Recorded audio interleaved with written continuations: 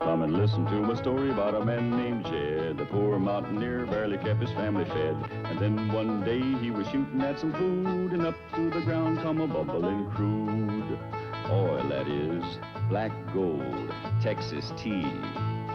Well, the first thing you know, old Jed's a millionaire. The kinfolk said, Jed, move away from there. Said, California is the place you ought to be. So they loaded up the truck and they moved to Beverly Hills, that is, swimming pools, movie stars.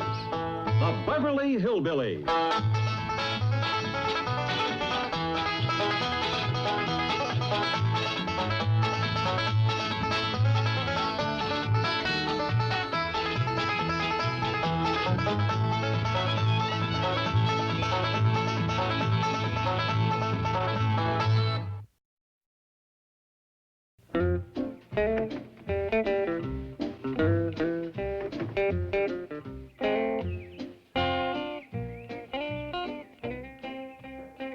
There she is, Granny, just like back home. Yeah, ain't it beautiful?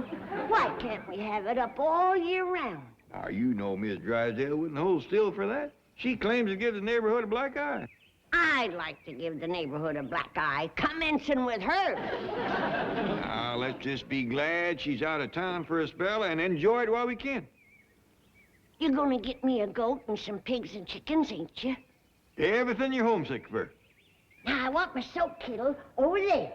And you can string me a clothesline from that corner post over there. Oh, Granny! Miss Jane just drove in the gate with Mr. and Miss Flat and Mr. Scrugg. Land sakes, they're early. My company riddles ain't ready yet. I gotta dice me some shad gizzards from a fish head stew. Now, Granny, don't jump your traces. Elliot, you go grate me some parsnips and some onions from a goat cheese dip. And some turnips for the dessert. Granny, you know Lester and Earl don't expect all this. They's home folks. Yeah, but Gladys is with them. And she's a city woman and a movie star. Why, I bet you she has goat cheese dip and turnip ice cream every day. Did you say Miss Flat is a movie star? Not yet, Ellie. She's making what they call a screen test over to my studio. Well, aren't you coming in, darling? No, Lester. Miss Hathaway's going to drive me right to the studio for wardrobe fittings. You're both going to miss Granny's victuals. Yeah.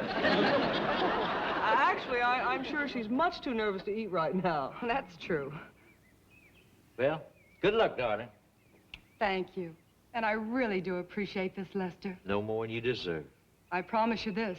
If my screen test isn't a success, I'll be content to go back to Tennessee and be just plain, everyday Mrs. Lester Flat, housewife. Fair enough. And if it is a success, we'll all be watching you on the screen as Gladys Delovely, movie star.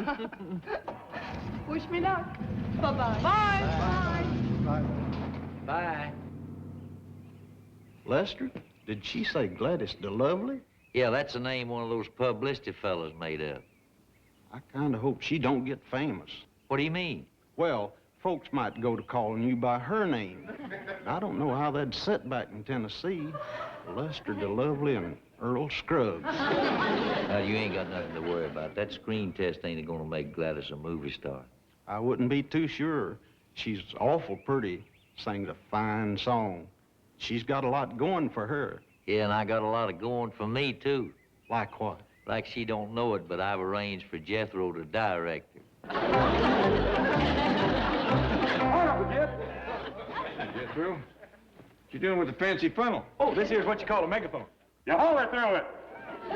You going to a hog calling? Oh, no, sir. I'm going over to your movie studio and direct Miss Flat's screen test. Oh, I changed my name. CB to Bodine. You can call me CB.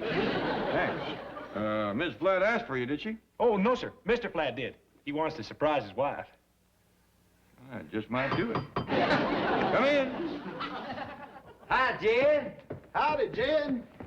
Hi there, boys. Welcome, welcome. Where's Gladys? She went right over to the studio. Hi, Mr. Black. Mr. Scruggs. I'm all set to direct. Well, good, good. Now, remember, Jethro. Call me CB. Remember, CB, I'm counting on you to direct every move Gladys makes. Don't you worry, Mr. Flat. When I get done with your wife, she's going to be what they call a finished actress.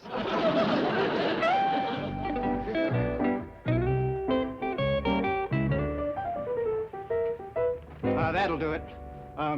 Miss Flat, if you'd like to relax for a couple of minutes, we'll light your stand in. Oh, I didn't know I had a stand-in. Oh, yes.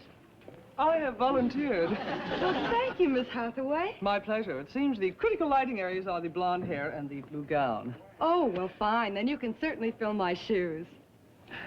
Your shoes, yes.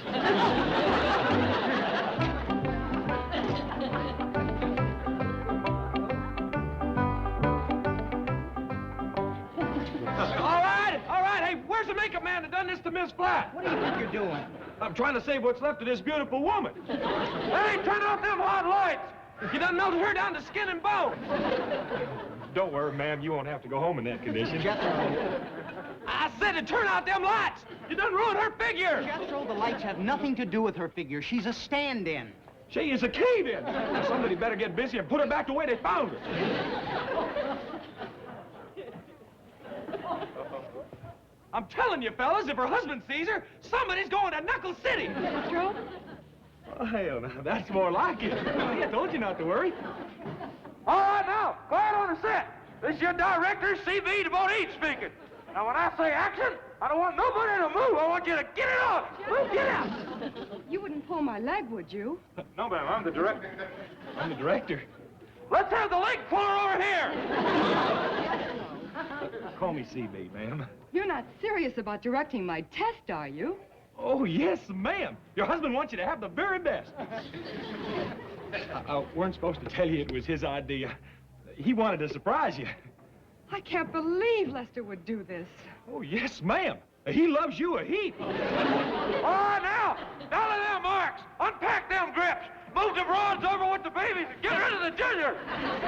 Gladys, Can't we talk him out of this? I doubt it, but maybe you can sing him out of it. What do you mean? Hey, what's going on here? Oh, howdy, Miss Jane. Oh, greetings, C.B. Gladys was just telling us how moved she is to have you as her director. I could cry. Oh, shucks. Jethro, I want you to sit right over here while I sing to you. Oh, but generally, the director sits over next to the camera and yells at the actors. Yes, I know, but I want you to speak to me with your eyes. Direct me with your expression. Inspire me with your nearness.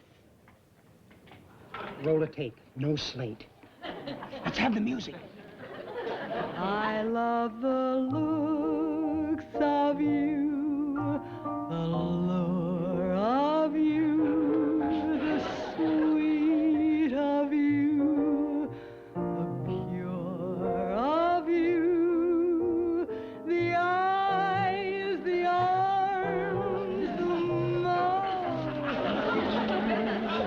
the east, west, north, and the south of you. I'd like to gain complete control of you and handle even the heart and soul of you.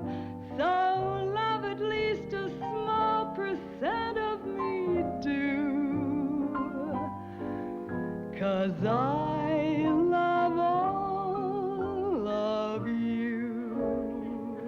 I'd love to gain complete control of you and handle the heart and soul of you.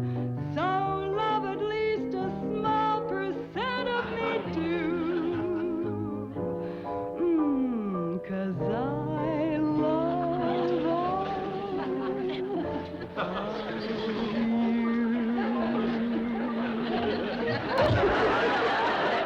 That's a take. Cut. Print. And throw some water on our director.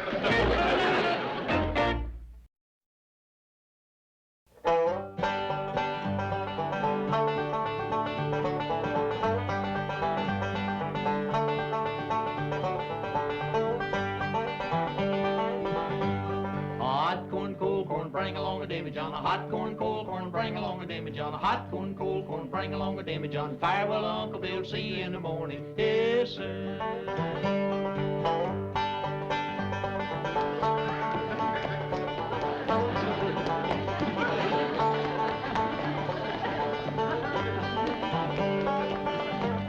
Upstairs, downstairs, down in the the kitchen. Upstairs, downstairs, out in the kitchen. Upstairs, downstairs, out in the kitchen. See Uncle Bill just a-raring in the pitching. Yes, sir.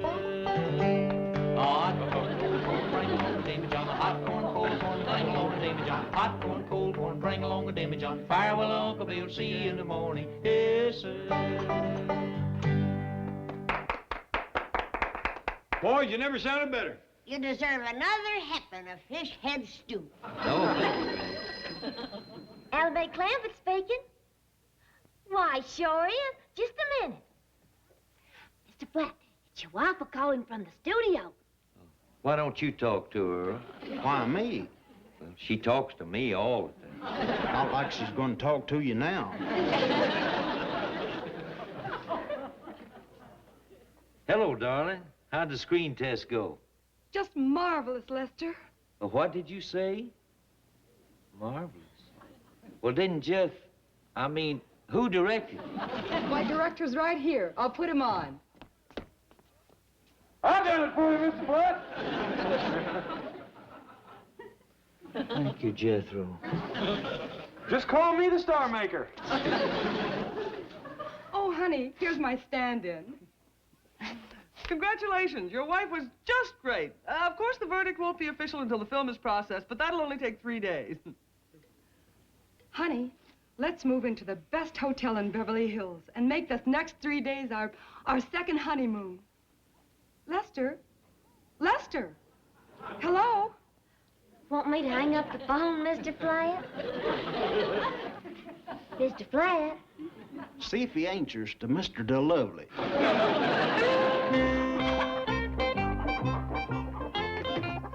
Is everything set inside?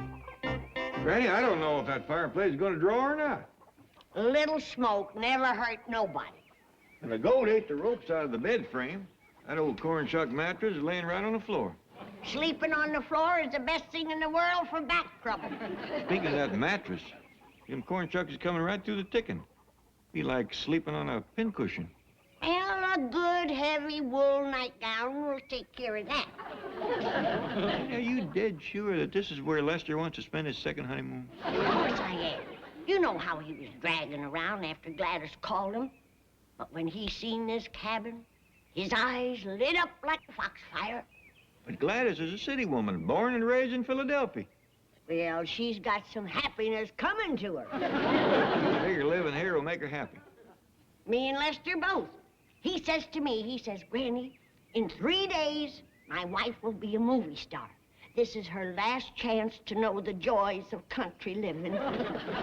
Lester knows his wife better than I do. And if she thinks Jethro is a good director, I reckon she can think this is good living.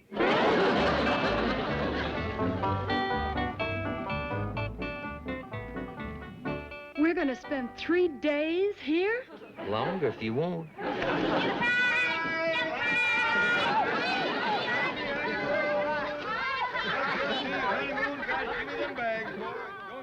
How do you like it, Gladys? Are you happy? Happy isn't the word, Granny. It's just as nice inside. Come on in. This is Henrietta, Mrs. Flat. She likes to roost on the foot of your bed, and in the morning she'll lay a nice fresh egg right on your pillow. Thank you, Willie Mae. I didn't realize things would be this bad, Gladys. No lights, no running water, pigs under the house, chickens on the bed. But don't you worry. If things get too rough, you just tell me. We'll hop the first plane back to Nashville. Gladys, you'll never be able to stand this. That chicken will be squawking all night. He sure will, when I get through with him. Him? We'll see who chickens first. Henrietta or Lester? You got to admit, Jed, Lester and me was right. She does appear to be happy in that little cabin. Howdy, Jethro. Hi. That woman has took to country living like a duck takes to water. Yes, you can't learn fast enough. How to milk a goat, how to grind corn, How to make soap, how to do a washing outside, how to stir off sorghum. how to make hoe cakes and hominy grits. Huh? Who are you talking about? I'd like to meet her. Well, you don't matter. Miss Flat. Oh. Not Gladys Delovely, my movie star. Sure didn't look like much of a movie star milking that goat.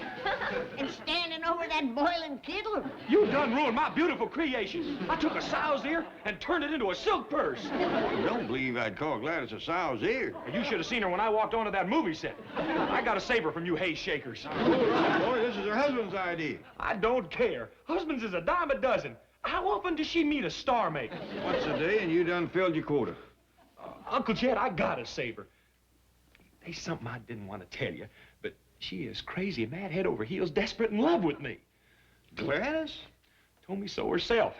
Said she loves the eyes of me, the mouth of me, the east, west, north, and the south of me.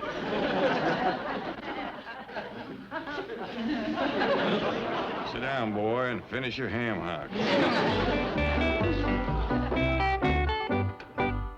Lester?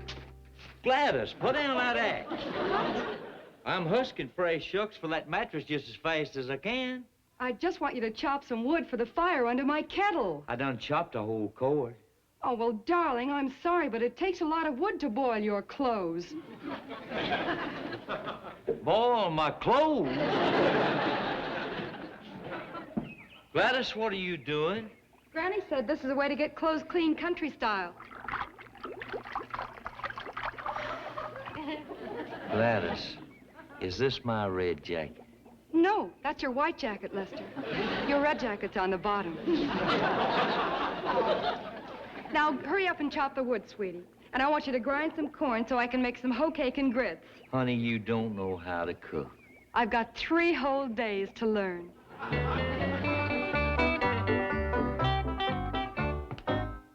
Isn't it a beautiful night, Lester? I wouldn't know. It is. The air is full of romance. That's smoke. Oh, honey, forget that old fire. Let's dance. Dance? Yes, after all, it's our second honeymoon. I don't think you love me anymore. Why, sure I do, honey. But I done shucked 8 bushels of corn, chopped 4 cords of wood, and ground a whole barrel of meal and chased that goat pretty near to town and back. I'm beat. But, Lester, this is only Wednesday. What's going to happen by Friday? You might be a widow. Well, now, on Monday, I'm your darling. On Tuesday, I'm your baby. But on Wednesday, you don't get around to me. I don't want a part-time lover. Can't take a part-time lover. Won't have a part-time lover, no siree. I need your hugging. I need your kissing. It's your hugging and your kissing I've been missing. Now, if I'm not your one and only, I'd rather go on feeling lonely till the day the right one comes my way. I must refuse a part-time lover. Can't use a part-time lover. Gotta have a full-time lover every day.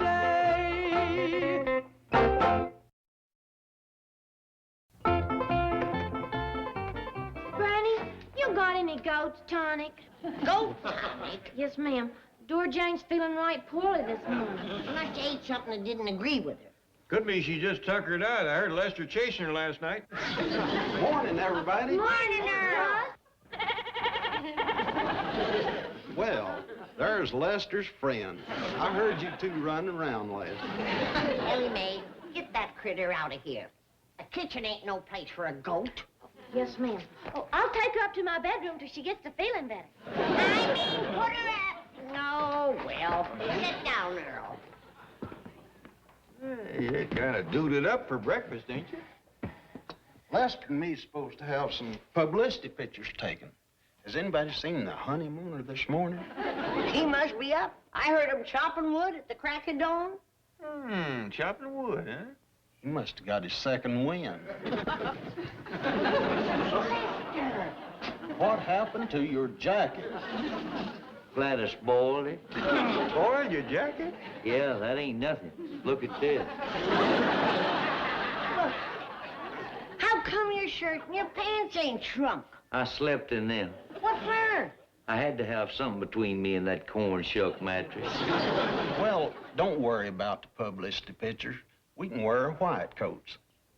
This is my white coat. Sit down, Lester, and have some breakfast. No, thank you, Granny. I had one of Gladys's hoe cakes first thing this morning. Well, that ain't enough to hold a man that was chopping wood at the crack of dawn. I wasn't chopping wood. I was trying to slice that whole cake. Well, if it was so hard, what did you eat it for? I had to have something to get the taste of her grits out of my mouth. You can gravel a walk with them things. Let me take your jacket, Lester. Maybe I can help it some. You sure can't hurt it, son. Come on, Lester, sit down and have some coffee. What are you staring at, Earl? Them bags under your eyes. Ain't nobody gonna call you Mr. Delovely today. You look mighty wrung out. I'll be honest with you, boys. I'm so tired I couldn't yell suey if the pigs had me down. You think you can take 2 more days of the joys of country living? No, I don't, but there's one consolation. Neither can Gladys. That woman's got to be dead on her feet. Well, if she is, she sure makes a fine-looking corpse. Good morning. Morning, Gladys. Come on, Lester, let's go for a swim. Oh, it's too cold to swim.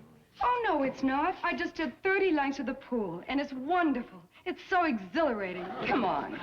Gladys, there ain't but one thing that'd get me in the water this morning, and I've already been baptized. Oh, Lester, come on. I'll teach you the Australian crawl.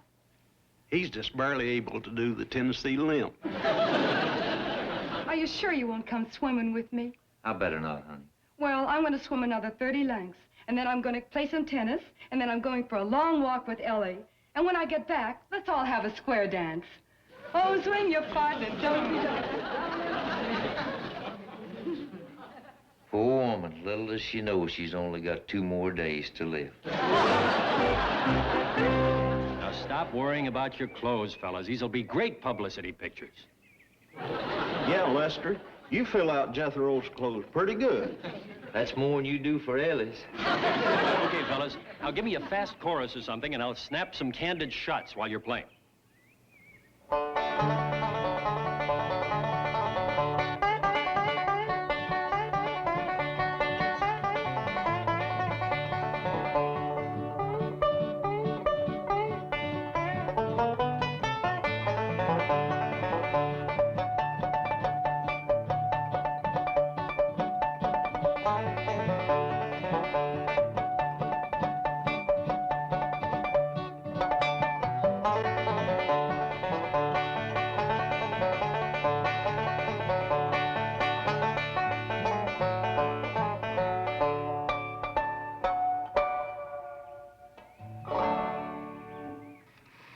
Hey, mister, hey, would you like to take some pictures of Hollywood's greatest star maker? Sure. Fire away. You? In sophisticated showbiz circles, I is known as the high hog at the trough. I thought it was going to take 3 days. The lab worked all night and got the film processed. And it was good, huh? Great. Gladys! Congratulations. The test is a success, and they have a contract ready for you to sign. Oh, I give up, honey. We'll get a place and settle down in Hollywood. no, we won't. We're going to take the first plane back to Nashville. But you can be Gladys Delovely. And he can be Lester Delovely. I've changed my mind about being a movie star. I just want to be this man's wife. Gladys, I ain't one to thump a free melon, but how come? Well, I never realized how much you love me, Lester. Any man that can eat my horrible hoe cake and not complain. I've eaten worse things. You have? Yeah, your grits.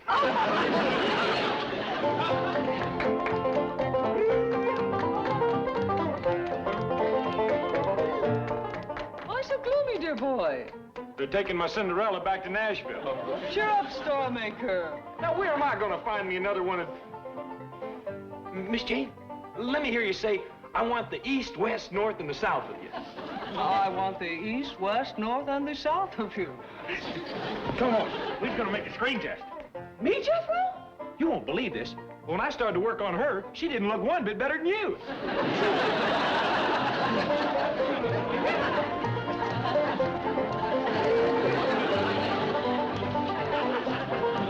Now if I'm not your one and only, I'd rather go on feeling lonely till the day the right one comes my way. I must refuse the part-time lover.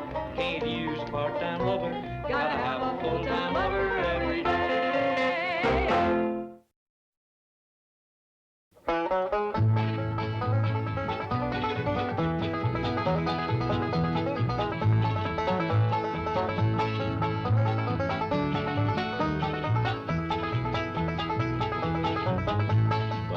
time to say goodbye to Jed and all his kin. They would like to thank you folks for kindly dropping in. You're all invited back next week to this locality to have a heaping helping of their hospitality. Hillbilly, that is. Set a spell. Take your shoes off. Y'all come back now. Here? This has been a Filmways presentation.